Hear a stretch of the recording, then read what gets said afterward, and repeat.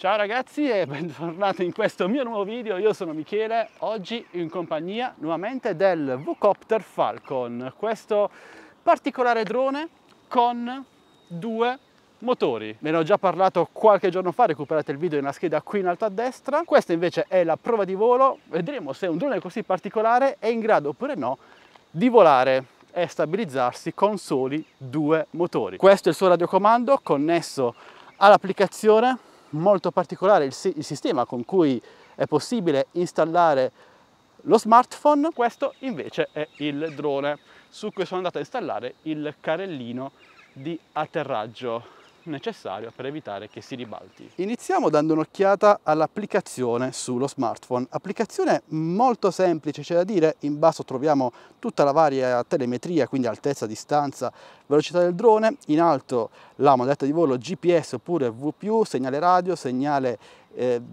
quanti satelliti agganciati. Ora ce ne sono 20, 98% di batteria.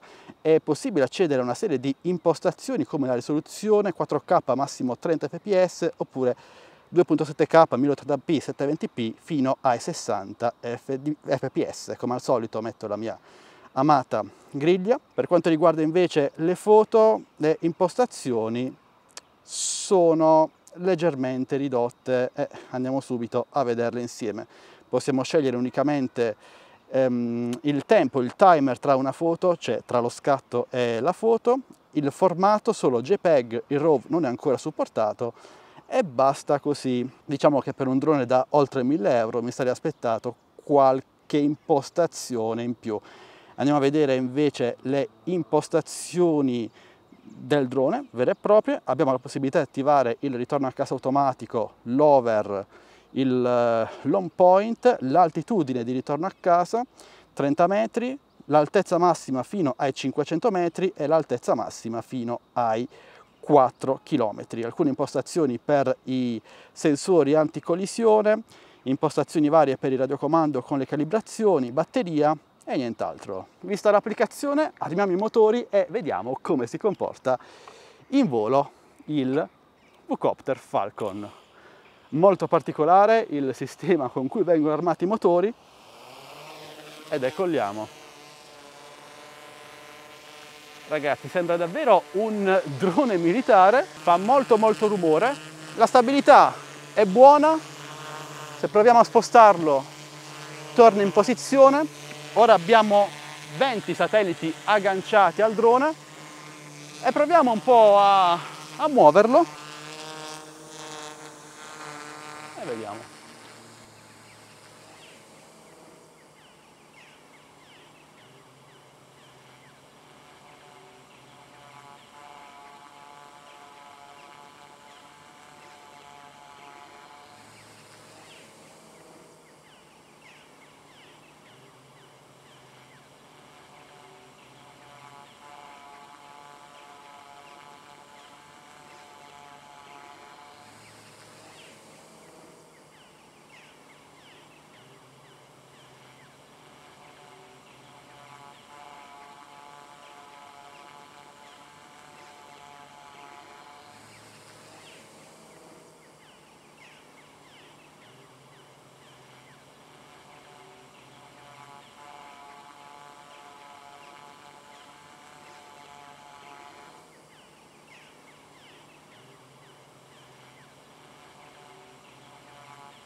Il segnale sull'applicazione è buono, non noto particolari ritardi. Il radiocomando ha un bel feeling, specialmente nelle vette di controllo, hanno una molla bella dura, quindi una bella resistenza, controllo molto preciso, sono all'incirca a 40 metri di altezza con il drone, riesco a ruotarlo in modo secondo me ben controllato, nonostante manchino delle impostazioni sulla velocità di risposta del drone ai comandi. Proviamo a inclinare totalmente il gimbal.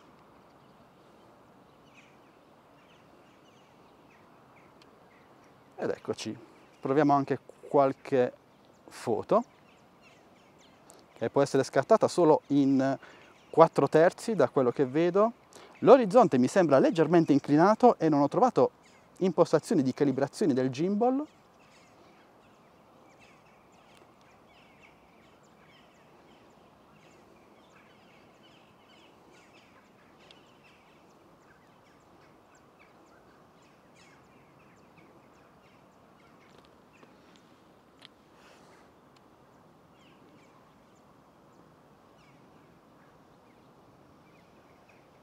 c'è da dire che è davvero molto stabile e sotto questo aspetto mi sta sorprendendo positivamente.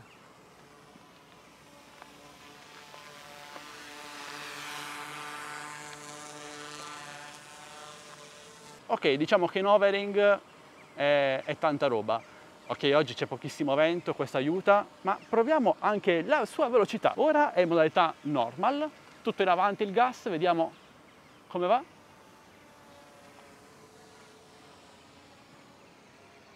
Ok, non è ovviamente un fulmine. Ora proviamo invece in modalità sport mode.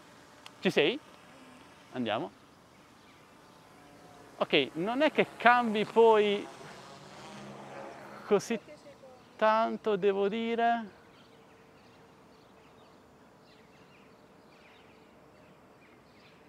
È sempre un po' lentino, ma credo sia un limite dovuto a questa configurazione con due motori. Questo drone monta anche due sensori anticollisione frontali.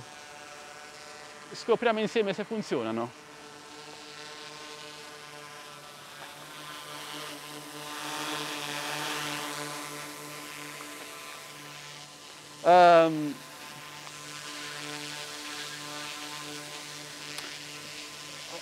Ho qualche dubbio in merito, ragazzi. Fatemi controllare tra le impostazioni. Bisogna attivare i sensori anticollisione in modalità normale. Non chiedetemi il motivo, ma bisogna farlo. Allora, ecco, ora funzionano. I sensori forse funzionano un po' troppo distanti, guardate. E se provo a portare lo stick in avanti, il drone rimane bloccato sulla posizione. Quindi direi che funzionano. Non male, bisogna un attimo capirli. Il drone ha una funzione di Follow Me Active Track, quindi in teoria, selezionandomi e premendo Go, dovrebbe automaticamente iniziare a seguirmi. Ecco che si allontana leggermente. Mi sta seguendo.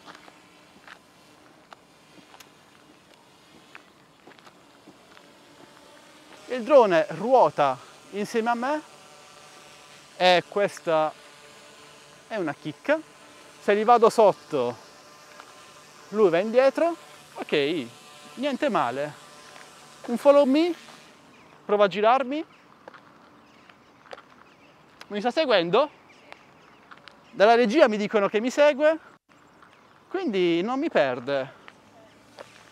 Un buon follow me. Piccolo particolare, tramite l'applicazione possiamo scegliere se seguire anche degli oggetti. Infatti il drone ha riconosciuto persino la mia automobile, oltre che me stesso. Ultima prova, attiviamo il ritorno a casa automatico e vediamo se il Vucopter Falcon è in grado di atterrare esattamente qui sul landing pad. Vi ricordo che questo drone è dotato di VPU, quindi una piccola telecamera sotto la sua pancia per identificare la zona di volo. È proprio qui sopra. Vediamo se è preciso nell'atterraggio o se colpirà la mia auto.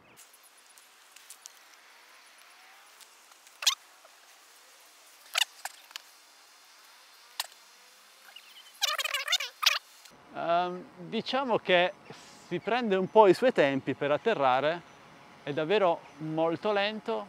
Ok, ci siamo quasi.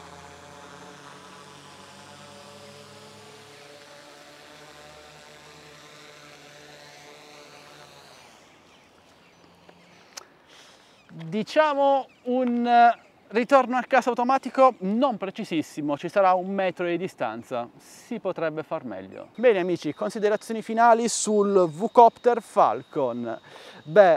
Consideriamo che si tratta di un drone venduto attualmente ad un prezzo superiore ai 1000 euro. È un drone con delle caratteristiche sulla carta molto interessanti, ovviamente i due motori, è un drone molto stabile, vola bene, ha un ottimo follow me, active track, segue anche un'auto ad esempio, ed è divertente da pilotare. Anche il rumore, sì, fa tanto rumore, però è un rumore particolare, ci sta. Per quanto riguarda invece la batteria, vi ricordo che la 00 Robotics, l'azienda dietro questo drone, dichiara fino a 50 minuti di autonomia. Io ho volato per un 20-25 minuti forse, che dici?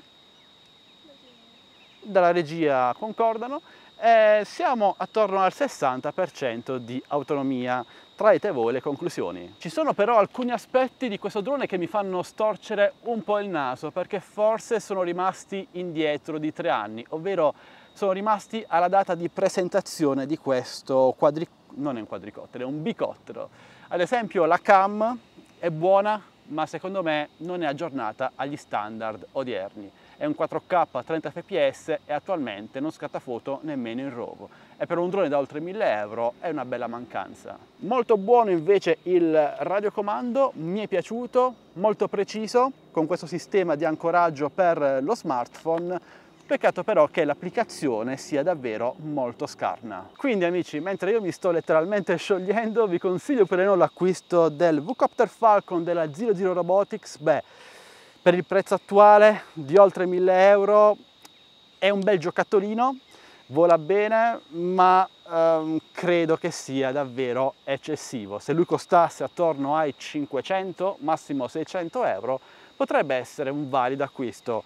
Da menzionare anche i sensori anticollisione che sembrano funzionare decentemente. Quindi è un bel drone che potrebbe ancora migliorare, speriamo in una seconda versione. Poi c'è da considerare ovviamente la questione garanzia, assistenza, che per questo marchio è completamente da valutare. Quindi cos'altro posso aggiungere? È stato molto divertente pilotare questo drone, mi sono divertito, e se avete domande, beh, non esitate lasciando un bel commento qui sotto. In descrizione del video vi lascio tutti i link del caso, quindi link per acquistare accessori che vi consiglio come micro SD, power bank, landing pad, eccetera eccetera, droni, questo non so da dove è possibile acquistarlo sinceramente, e molto altro. Dateci un'occhiata perché trovate anche i link per il mio gruppo Facebook Droni e Tecnologia Italia e il mio canale Telegram ufficiale delle offerte. Entrate numerosi, vi aspetto. E detto questo ragazzi, io ora vi saluto e vi do appuntamento al mio prossimo video, sempre che voi vogliate, sempre qui su Addicts2Tech. Alla prossima, ciao ragazzi!